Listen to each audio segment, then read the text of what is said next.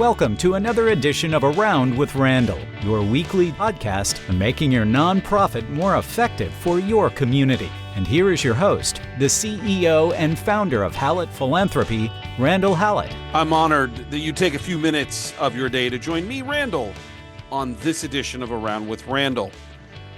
I want to do the unthinkable in the world of philanthropy, go into the deep despair of how we always think the world views us. Can we compare what we do to being a salesperson? That forbidden topic that many in our industry don't want to have. Where does this conversation topic come from? I did something recently that, for those who know me, will say, wow, is I bought a car. Now, I'm not known for spending a lot of money in large chunks, and particularly on cars, which to me depreciate so quickly once you drive them off the lot. But for my wife, who I think of as the greatest person I've ever met, it was time. And we wanted a car that would last us for multiple years, looking at the needs that we have. In that process, just because of a lot of other factors, we did also something I'm not accustomed to. We bought a new car. I have to say that the process that we went through in the decision in getting that particular car was spectacular. My wife has commented on many different occasions as we have gone through this and worked with the salesperson who we first met when we walked in the door, to the team of people that have helped us learn how to use the car, considering my wife was driving a car from not only potentially, it feels like another decade, but another century. There's a lot of differences in the car in technology. In fact, my comparison to my wife was, since I tend to rent cars when I travel and I see more modern things, is I said, sweetheart, you're going from riding a horse to being the captain of the space shuttle. There have been countless calls that have come as a part of this process post-purchase. There is a weekly email about getting to know your car. There have been incredible outreach from the sales team. Just, hey, how's everything going? Is there anything you need? I've been floored. It wasn't a hard sell. We felt good about it, and we love the car that we purchased. And I'm not mentioning it here because I'm not here to endorse. But it was a good decision for us. The thing that got me was when my wife said to me about a week ago that she felt like the car company was more engaged with us than some of the nonprofits that we give to, i.e., making us feel good about the decision. And I had to think about that, which leads me to today. The real question is, how are we similar? How are we different? And what can we learn when we look at what we do and how we do it? So if you're the gift officer, annual giving, special events, principal gifts, planned giving, this is direct. If it's prospect management and you're listening, this is connected. If you're a leader, how do you get your team to think about this? If you're a board member, how do you think about how you engage in the community? Today, we want to take these things apart in our 20-minute 21st century classroom conversation and figure out how we can make what we do better. So let's start at a very high level. What are the similarities? And I had to think about this when it comes to not cars per se, but salespeople, and the issues or thought process behind working with donors.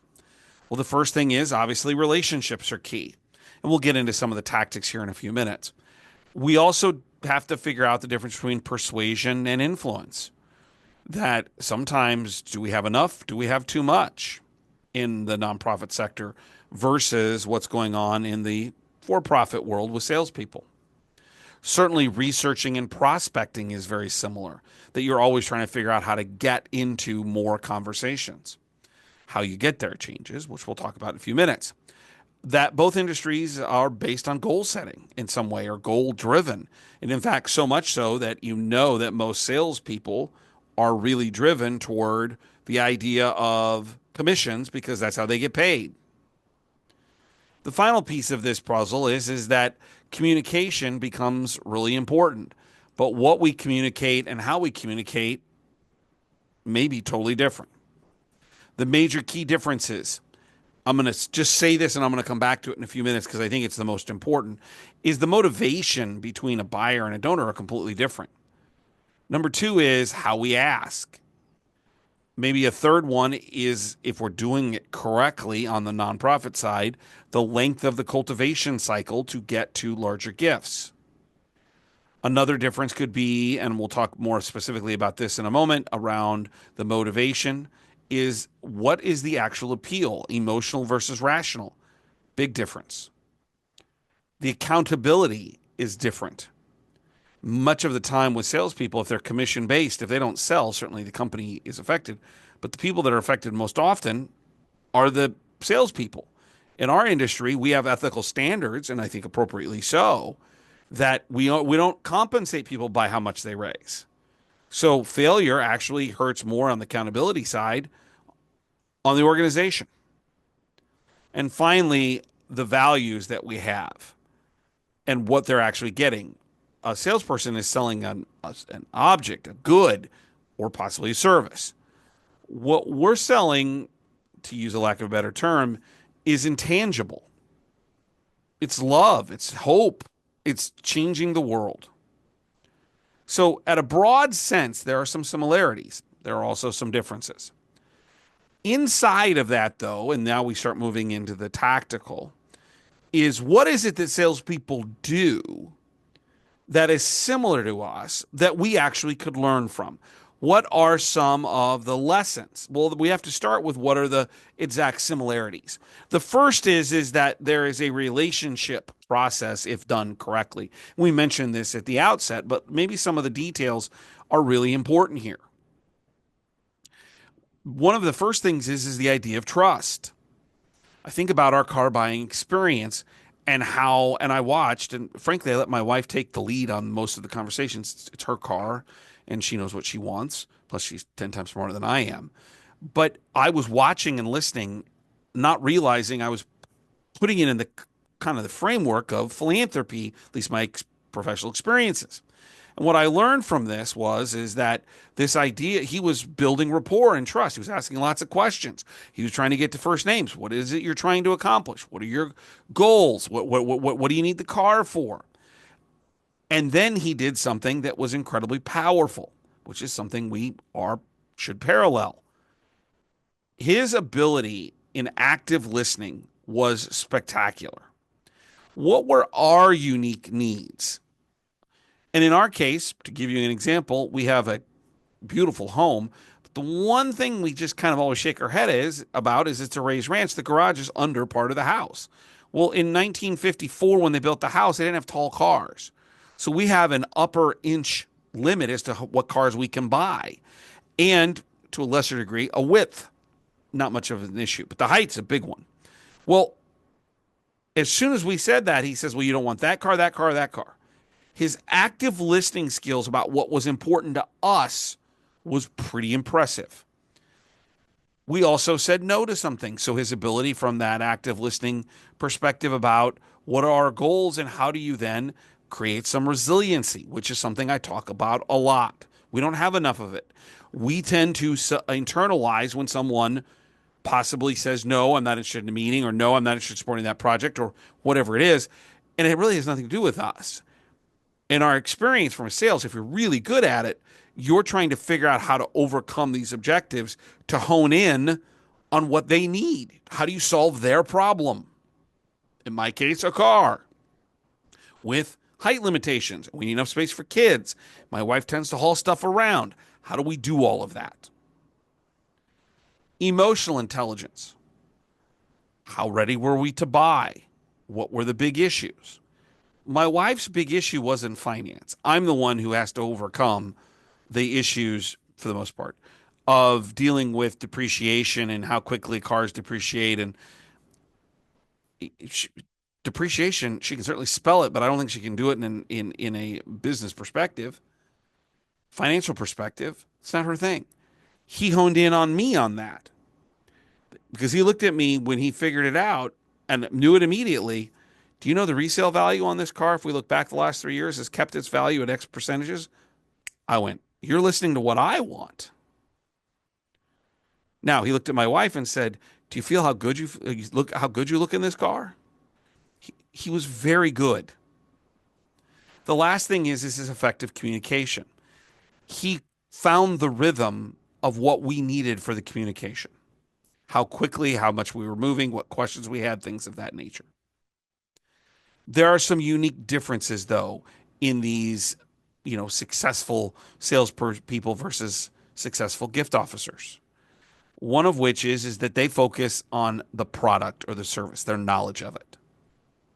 We certainly have knowledge of our nonprofit, but what we continually, the best gift officers I deal with, do at our very best is focus in on what the donor's passion is. What is it that really they're trying to accomplish? In our case, using it as sales, and you could do this for cell phones or whatever, could be as simple as groceries. We have a thing or a service that we need. Most of the time, depending on cost, how quickly can we get that at a level that's appropriate? How simple is it? Philanthropy isn't about closing deals quickly.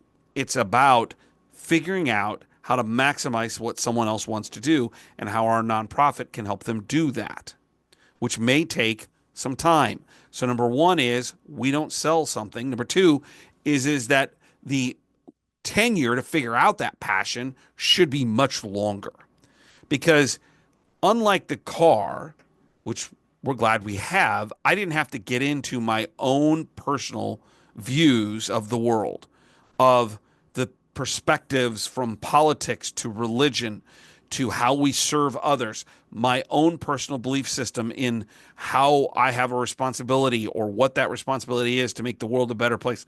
I just need the stinking car. If you want to take those next several steps, that's more time, because more trust is needed to really evolve into the conversations that come. So there are similarities about relationships, active listening, emotional intelligence, communication. There's a difference when it comes to, we're not selling something you put your hands on or something you can see in terms of service. We're building a relationship towards passion to make the world a better place. Another large similarity, when I had to think about this and took some notes and kind of played with it in my head, was that the process that salespeople go through is very similar in many ways to what we go through on the gift side, on the donor side, on the philanthropy side. So I'm not going to spend a great deal of time on these, but if you're wanting more information about the moves management process, the detailed, get in the nitty gritty of how we build relationships through the moves management, metrics, qualification, cultivation, soliciting, closing, and then into stewardship, you can get 2 sets of podcasts. One is the basics. That's episodes 20 through 24. If you go all the way back, absolutely completely relevant today, tomorrow, the basics. How do you have those in-depth conversations? And then what questions should you always have in your mind in each one of those different parts of the donor cycle in episodes 178 through 182. But just generically, it's very similar. There's prospecting. Now, prospecting is different, which we're going to talk about here in a moment on the key differences in sales than it is in philanthropy. But qualification, what are they looking for? What are they trying to accomplish? Do they want to give to us? Cultivation, building that relationship and trust, all the things we just talked about active listening and relationship building skills. Somebody has to ask for it. Do you want to buy the car? Would you like to make a gift that could meet what your expectations are to make a difference? Stewardship, which I'll close with here in a minute, is actually very similar. What we find in the differences in the cycle is that gift getting, philanthropy, donor relations, whatever you want to call it, takes longer if it's done correctly. Now, if you're asking for $50, get on the phone, ask them, and move on. But if you want more meaningful gifts, that takes time. The decision to buy a car, we had kind of made, we just didn't know what kind. And we didn't know who to trust. So we'd already made the choice to make the purchase. We just didn't know how or where.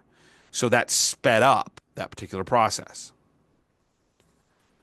Where I want to talk most, or at least the last few minutes, is about the differences between us, salespeople, and philanthropy officers, philanthropy in general, and what we can learn from them. Because there are things that we can take, not compromise what the differences are, and elevate our conversations, our discussions, our ability in the community to make a difference and giving people a chance to be a part of what we're trying to accomplish. The first is that it's a mindset difference. It's not that the car salesman, who was spectacular and is still not as often, but we're about a month into this process now, was, text my wife now every couple weeks, everything okay. That's very transactional focused. Sell the car. Once the car is sold, we'll get kind of the stewardship piece in a minute, you're kind of done. But in our world, what we know is that people tend to give repetitively. Now, the car may be a good or a bad example because cars last longer. Let's take something that's shorter, like food. Food goes bad. If you have good experiences, it's still transactional. But because the life cycle of what you're using, or in this case, eating, is less, your decisions on where do you go can be affected by how you're treated. But it's still incredibly transactional. The difference is that if we do this correctly in philanthropy, transformational becomes more of an option because we know people might give more than they did before if they've had a good experience and they believe that they're making a difference. You're not going to buy more bread just based on the fact that bread tastes good.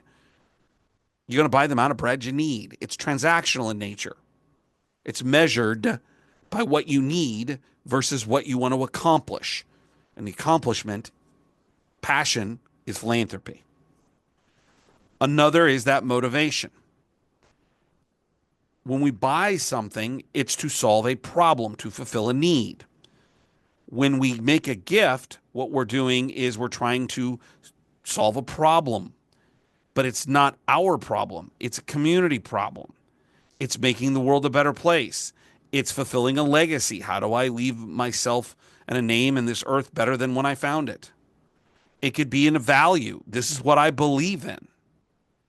My car that we bought, or our car that we bought, isn't a value statement. It's an object to get me or my wife, from A to B safely with the kids. This is the difference between passion, emotion, and logic. And I talk about this in trainings, education sessions. There's a neurologist who's quoted as saying that logic leads to conclusions. Passion, emotion, leads to action. Buying the car was a logical decision for a lot of reasons regarding the age of my wife's car. She's driving a little bit more. The kids are a different stage in life, so we don't probably need as much car. There were lots of logical things we had to accomplish.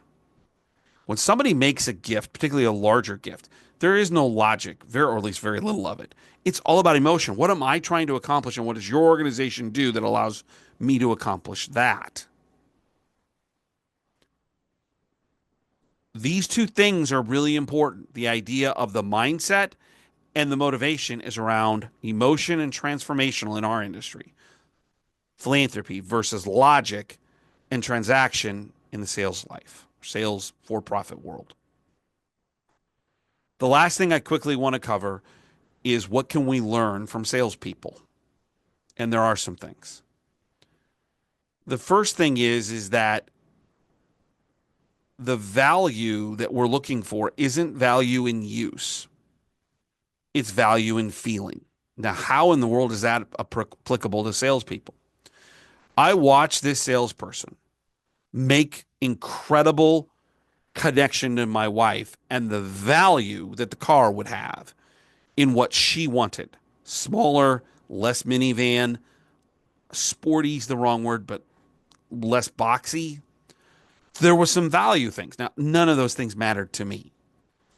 But I'm watching this going, he's good. He's figured out what values my wife has. Now, it still solved the logical issue. We got to buy a car because of these reasons. We should be always highlighting this philosophical lesson about what value the gift might have from the donor's perspective. And we might also overlay then what it might do for us to make their dreams, their hopes come true, what our organization does to fill that need. Thought it was fascinating how focus on value was played up. Reliability, we take care of the maintenance, all these things. You look great in it. It's a little more sporty. He figured out value in my wife's world. What makes it better for her? We need to do more of that, but through the eyes of the donor.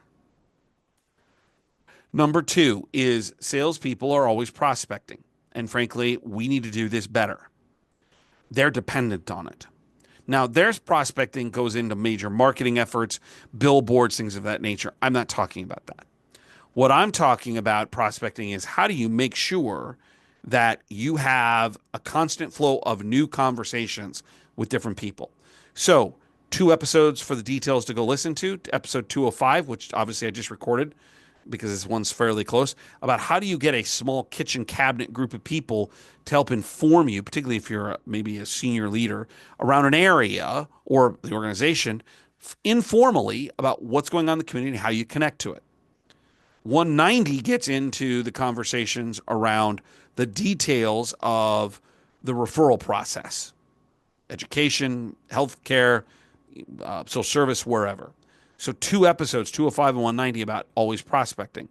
But the key is if we leave too many people in our portfolio for too long, they stagnate. Now, those are people who aren't making regular gifts, who can't be elevated. But too often I see portfolios of 150 people and I'm like, how many people did you not see in the last year? And the answer is 40, 50%. I'm like, what kind of prospects are these? The answer is they're not. So how do you bring down the number of people? And then on top of that, always having new people coming in. There's also some tactical things that I think we can learn.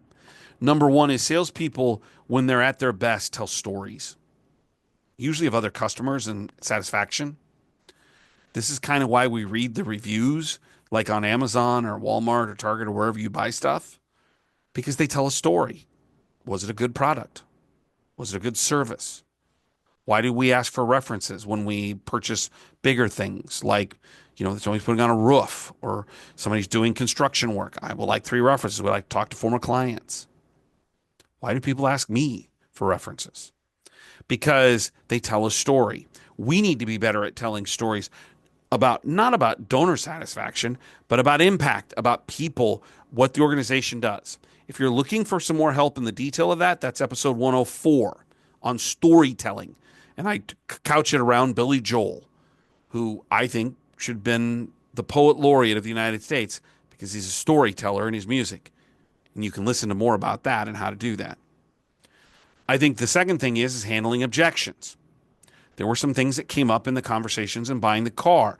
Well, these same things, objections, generically come up all the time in our work. They have when they give, how they give, what the organization does. You were in the paper, you did this, I didn't hear this. It's too much, it's too little, I don't know how to do this. All kinds of things. Incredible detail in episode 147 on handling objections. What I appreciated in the car buying process is we did have some objections. One of which is the car can't be too tall or too wide. Do you know what the guy did? He says, I'll be right back. He went and got a tape measure. He goes, how wide do you have it and how tall can it be? And he measured it on the spot. And we could look at that tape measure and go, this will fit. Wow. Challenge, objection. What are we doing to overcome those obstacles? The last thing that I want to spend just a moment talking about, and I'm running just a minute long, is about stewardship. I mentioned this at the top, that this car manufacturer, this salesperson representing them, and a couple of other people who are part of the process have been unbelievable at stewarding our purchase. I did not buy a Porsche. I did not buy a Cadillac. It's a pretty standard brand, but not a traditional brand. And the customer service that has occurred has led me to believe if I have to buy another car, maybe the next one for me, not anytime soon, they got my business. Not just because of the sales process, but the stewardship process, the customer service process. How in the world do we not spend more emotional, psychological, organizational, whatever effort to steward those people who have made a difference for us? Why isn't that the first thing that we're thinking about? We are going through, or have gone through, the process of making some year-end gifts. And people get eliminated each year because I don't ever hear from them, other than they just want to ask me for more money. And I'm not talking about, like, they got to come and, like, bring us gifts. And I'm talking about, like, hey, could somebody just pick up a phone and thank me for the gift? And those that haven't, my wife's figured out as well, they don't get a gift next year. Or it's just something very small. How in the world do we not prioritize the stewardship? A car is a purchase, picking a figure, $50,000. It's a major investment for myself, for anybody. And they know that. How in the world aren't we doing that kind of stewardship with people who are making $1,000, $2,500, $5,000 gifts that eventually may get larger? A simple phone call. Thank you for what you've done, for making a difference. Higher level gifts, spending some additional time explaining what their gifts did. I have been blown away by the customer service, and it's been the connection back to stewardship that I most marvel at. My car buying process, in a lot of ways, mirrored, when done well, and it was, the trust that's built over time in the relationship business. We're in the relationship business. While we're different, and we highlighted some of those differences, there are things we can learn when it's done well. And I give credit to the company we purchased the car from and from the service we've received. And I want to take some of those lessons and push them into conversations I'm having with gift officers, because I want you to raise more money because your organization needs it. I want your organization to be more viable, stronger, and more effective for what you do in the community. And there are some things that we can do in this process to get better, to understand, and to increase our philanthropy efforts. Don't forget to check out the blogs at Hallett Philanthropy. 2-week interesting things I read about, from articles in different publications to legislation and changes, which are obviously going to happen when we look at some of the changes politically in the United States. Also, if you'd like to reach out to me, it's podcast@hallettphilanthropy.com. Remember, what you do is important. You serve a really critical role somewhere between government, which is inefficient at times, and for-profit enterprise, commercial practice. They don't see a profit motive. There's a hole. Philanthropy fills that hole. What you do changes lives. Don't forget, my favorite saying, some people make things happen, some people watch things happen, and they're those who wondered what happened. What we do every day is a difference maker. What you do every day is a difference maker. Being someone who makes things happen. What a great way to spend every working day of your life, knowing you're changing the world one little piece at a time. And I thank you for that. Even if it's not my community, you're doing it for somebody in a community that you love. I'll look forward to seeing you the next time, right back here on the next edition of Around with Randall. Don't forget, make it a great day.